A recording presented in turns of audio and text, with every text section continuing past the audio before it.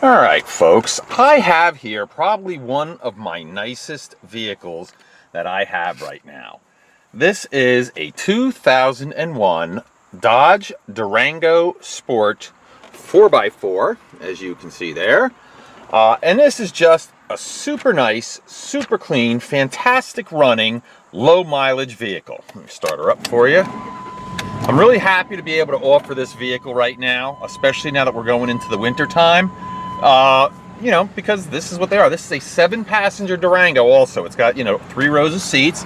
And as you can see, we've got, if I can get this right, 98,541 miles, which, believe me, for a 14-year-old vehicle, that's like 7,000 miles a year was put on this thing. And the car looks, runs, and drives like it was a low mileage car. As you can see, other than the gate open and the seatbelt light on, no warning lights, and there is no issues. Any issues I had with this vehicle, I'm pretty sure I've had taken care of. It's got a nice level of equipment. I'll do my usual. We'll do the power windows first. All right, now that's unusual. I hear the window move and it seems like it's stuck. All right, but the motor works in that window. Here's your right front window. Up, down, of course. Swing on around. This is your left rear window. Down and up. And of course the all-important driver's window. You see it going up, and auto down, of course, works as it should. Horn works. Wipers, there you go, no problems there. Like I said, mechanically, I think pretty much everything I know of actually works on this vehicle. Let's see, what else can I tell you about? Oh, radio, let's check that out. Let me tune in a station here. There you go, so that does work. It's got a cassette player. I can't really comment. I don't own any cassettes. Most people will probably throw an aftermarket CD player in there, and MP3s are even there.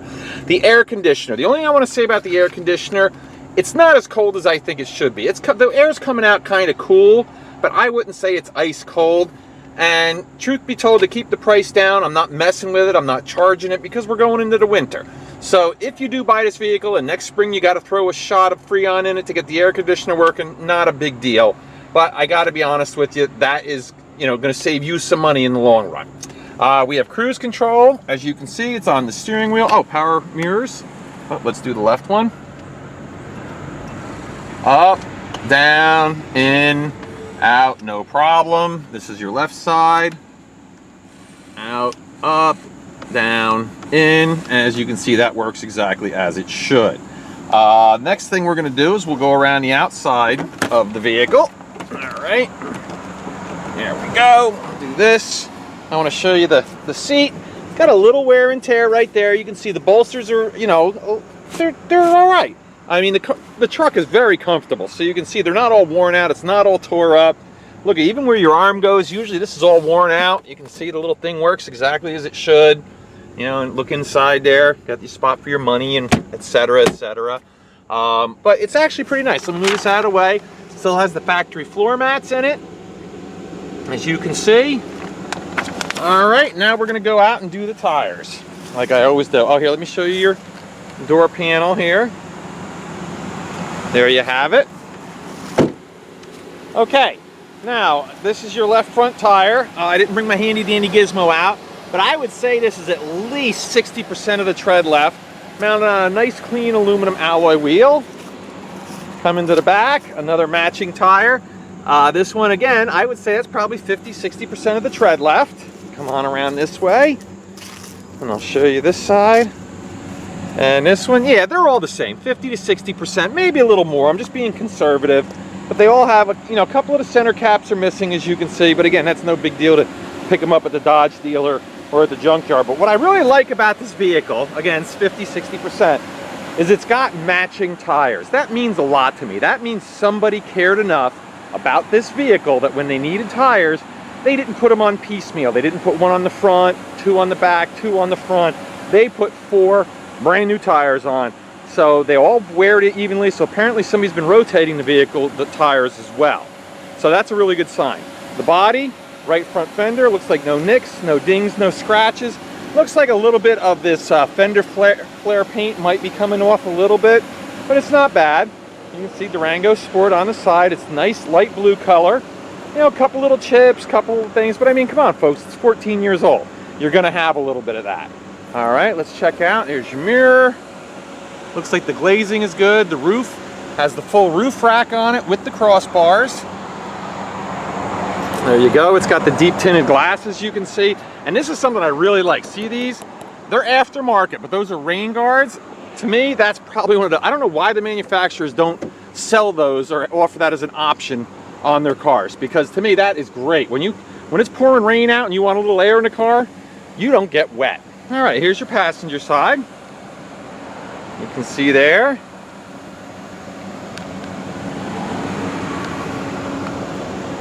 See, pretty nice. Looks like a little, I don't know what the heck that is. Looks like glitter or something. Here's your headliner. Now we'll do your door jamb. See, nice and clean. We'll do your door frame. I'll tell you, one thing about this vehicle I really like is there is not a speck of visible corrosion or rust that I've been able to find on it so far. All right, let's move on to the rear, this door. Open this up. Here's your back seat. Even the floor mats are here. There's your rear seat. You know, pretty nice shape, not worn out, not all stained up. It's got a nice armrest there that pops down. And check this out. Here's your rear seat. I mean, I wouldn't like want to sit back there myself personally. You know, it doesn't, but if you got kids or something, yeah, you can definitely, pets, whatever, you can fit them back there. Here's your door jamb. There, we'll go out here. This is just your, that thingy, what you call it there. It's not really part of the door. And go along there, you can see that, very nice. All right, right rear quarter panel. Nice, clean, shiny, no dents, no scratches, no rust. Got a little bit of a booger on the fender or the bumper there. Coming around this way, you can see the rest of it's in pretty nice shape. It's got a class 3 weight distributing hitch with, it looks like the 7-pin plug there. You take a little look-see underneath here. Oops, got you in the exhaust there, sorry. There's your spare tire. It actually is an alloy aluminum wheel. Nice. There you go. Here's your rear area. And of course, as you know, I'm sure, but I like to mention it, this seat does fold down and provides you with a flat surface from the back here all the way up to the back of the front seat. So it actually gives you a lot of cargo room if you don't need to carry people. Or if you only need to carry 4 or 5 people, you still have this entire area in the back once that seat's folded down. You can take a look. I mean, it's really easy to tell by looking at this vehicle that the mileage is legit on it because of the way it runs, because of the way it drives, because of the condition of it. Yeah, I gotta believe that that mileage is accurate. All right, now we're moving up the left-hand side of the vehicle, and as you can see, this is pretty nice over here, left rear quarter panel. Like no nicks, no dings, no scratches. Here, we'll do the roof on this side. There you go. And of course, coming back here, this is your left rear door. Actually, this side looks really, really nice. It actually looks a little nicer than the other side. And I will take a walk around when we get back from the test drive. I'll walk around this vehicle out in the sun. I only do it in the shade because when I'm doing this part inside here, it casts such horrible shadows, you wouldn't be able to see any details of the interior. And to me, you know, that's important. You want to be able to see everything you can before you can make a good buying decision. All right, here's your door jamb. Now we'll come up here. I'll back up. There you go. You can see there's your door panel. And now we'll do your door frame. And again, as you can see, no sign whatsoever of corrosion, rust, anything nasty like that. Left front door looks like it's got one tiny little ding like right there. Other than that, looks pretty nice, pretty clean. Let's open her up. There you go. Here is your door jamb. Here's your door frame. And there you go. All right, so there you have it. Again, nice and clean. Moving along. Here's your left front fender, nice and clean. All right, let's come around to the front. And as you can see, the front bumper is actually in remarkably nice shape coming down here. And you can see it's not all beat up down low. Let's take a look, see underneath.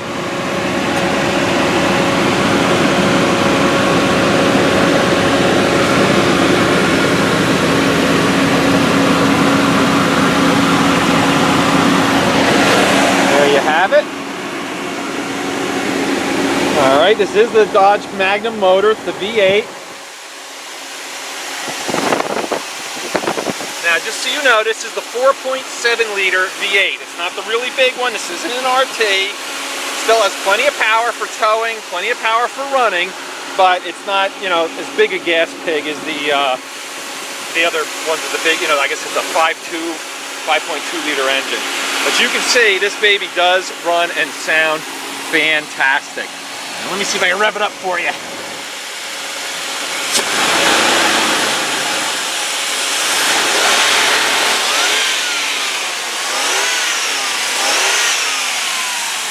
it wasn't that easy to rev up because my finger got caught in there, but as you can see, even revving it up, there's no knocks, there's no valve train noise. This motor is quiet as can be. And you know what? It should be. With only 90-some-odd thousand miles on it, it should be nice and quiet, and it is. And once we take it out for a test drive, you'll see really how nice it is. One of the things I like about the Sport, and I'll lower this, is I like the color key grille, the color key bumpers. I'm not a big fan of chrome on everything. So as you can see, it is a very attractive package. But I think what's even more important than how it looks, obviously, is how it runs. And that's what we're going to go do now. We're going to take it for a spin. All right, folks, we're going to take it for a ride now. But one of the things I always like to do, I do this with every one of my videos, is I like to start the car hot. Meaning, we already saw it start when it was ice cold before. Well, it sat and idle while I did that entire video, and now it's been warmed up real nice. So now I'm going to start it again. And you always want to do that on the older vehicles, cars with high mileage, etc. Anything that doesn't have a new car warranty on it, basically, you want to see it start hot and you want to see it start cold.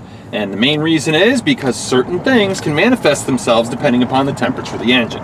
So now you've got to see it start hot and cold. All right, we're going to take it out for a little ride now, and here we go. All right, and I'll tell you one thing I like, this thing does get up and go.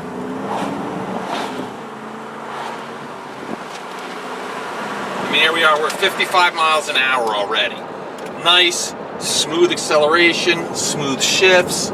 I mean, this is, like I said, just a really, really sweet running vehicle. All right, now heading down the road. Take my hands off the wheel. Doesn't pull hard right or left. I do notice the wheel's a little cocked to the left, though, and I don't know why that is, but, you know, it happens sometimes. But it doesn't feel like it needs an alignment because it's not pulling hard one way or the other. Like I said, I can let my hands off the wheel and we just drift because of the crowd on the road, but other than that, it's not pulling. So anyway, I always try to tell every single little thing I can tell about on a vehicle so you can make a wise decision. All right, we're gonna head back now as soon as the traffic goes by. This thing actually has a pretty good turning radius when it's in two-wheel drive. All right, and what I think I'm gonna do, on our way back, what I'm gonna do is a brake test for you. Not a whole lot you can tell from this video on the brakes. I will attempt to describe to you how I think the brakes are. But one thing you can do is keep your eye on the steering wheel. What you don't want to see when I go and hit the brakes, slam on the brakes up here, is you don't want to see the steering wheel move wildly to the right, wildly to the left, because that will tell you right off the bat there's a brake balance problem, that there's some kind of issue with the brakes.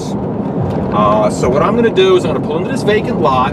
I know there's a patch of loose gravel. I like to go on that because it tests ABS, it tests the brakes, it tells you how it stops. And I do that at about 20 to 25 miles an hour. So we're doing like 45 right now, so I'm going to slow down a little bit, obviously. I don't want to go flying off into the river, so I don't want to go flying in here too fast. All right, so I'm going to pull in here right now. Up here, take my hands off the wheel, 20 miles an hour in. And as you can see, beautiful thing, the steering wheel did not budge. It just stayed nice and straight. The vehicle stopped quickly. So that tells me that the brake's good. The pedal felt good. It doesn't feel mushy. It doesn't feel like, ooh, you're gonna have to put, do a brake job on this in the next, 1,000 miles or whatever. Obviously, what I always do is I do have the vehicle checked. I have the brakes checked. That's one of the things I'm really fanatical about, is making sure that the brakes have plenty of meat on them, that you're not gonna have to come out of pocket real quick on putting brakes on a vehicle. And the main reason I do that is because most of my customers come from a long way away. And I do not want to lose any sleep, okay, over a customer, worrying about whether a customer's going to make it home safely because I didn't do my due diligence and make sure the brakes were in good shape, etc. So that's what that's all about. Okay, now what I'm going to do is a recap, and then we're going to walk around the car one more time so I can show you, you know, the outside in the sun like I promised you I would. I'm going to pop the camera off here. All right, this is a 2001 Dodge Durango Sport, which basically, you know, like I said, gives you the color keyed stuff. It's got 98,543 miles on it, so it's very low mileage for the year, and the condition certainly speaks to that. Oh, and I don't know if I mentioned this or not, but if you live in New Jersey, you have a year and approximately 6 months left on the inspection on this. So this basically last February went through inspection and passed. So, and that does cross over in Jersey. I don't know about your own state. If you don't live in New Jersey, I don't know whether you can use our sticker or not. But if not, at least it gives you a little confidence to know this car has been inspected. And with no check engine lights on, you know, emissions is really the big thing in this day and age. As you can see, it's a really nice color. I love the dark blue. Just an attractive, good-looking vehicle. So if you want yourself a nice 7-passenger, reliable, and I'm going to say probably very inexpensive 4x4 SUV for the winter, this would be a good one for you. And as I always do, I hope this goes to a good home. Thanks. I actually have to do a little addendum to this video because I forgot something very, very important about this vehicle that I didn't demonstrate to you guys, the 4-wheel drive. So here's what we're going to do. I'm sitting on, I would say, probably about a 20 to 25 degree upslope. It's enough to be able to do what I'm going to do. Now, first of all, as you can see, we are in 2-wheel drive. Basically, all that means is the rear wheels are the only ones that are going to spin. But since we're on gravel and we're heading uphill, when I step on the gas, I want you to listen. You'll hear all the gravel spinning out from under the wheels, and you'll notice, pull the camera up here, that we're not going to take off very quickly. Here we go. See, it's barely grabbing traction right now, and it's just spitting stones out. All right, and again, I try to do the best I can for a video. You know, nothing is perfect unless you come and test drive it yourself. Then all you got to do, see this, you go boink to 4 high, and I think you can do that like up to 50 miles an hour. Now I'll do the same thing, and you'll see we'll accelerate better, and you won't hear as much gravel getting spit out. Here we go. So you see, we took right off. We're heading right up the driveway. All right, so now I'm going to back up. There we go. 4-wheel drive backwards. And I'm going to hit the 4-wheel low. Now, you put it in neutral to get it into 4 low. This you can't do on the move. You got to be stopped. You hit your 4 low, and I always sit, it blinks, and I hear for the transfer case to clunk a little bit, and that means it's in 4 low. That changes everything. It changes your shift points. It changes everything. The only time you ever need to use this 4-wheel low is if you're in extreme weather conditions, stuck in deep mud, something like that. Most people, I would say 99.9% of the people, never use this feature on their 4x4, but it's got it. I like to show you that it works. And one thing you'll notice as we go up the hill here, you're going to notice that this thing is going to shift through all the gears by the time I get 100 feet up the hill. Here we go. You can see it takes right off. 2, 3, 4. We're in 4th gear already at 15 miles an hour. All right, it changes everything. Like I said, you really can't go over more than, I would say, geez, maybe 35 miles an hour in 4-wheel drive low. Like I said, it's for really extreme circumstances. All right, put it back in neutral, go back to 4 high, it'll click, you hear a little clunk, and then go to 2-wheel drive, and we're back in action the way it is.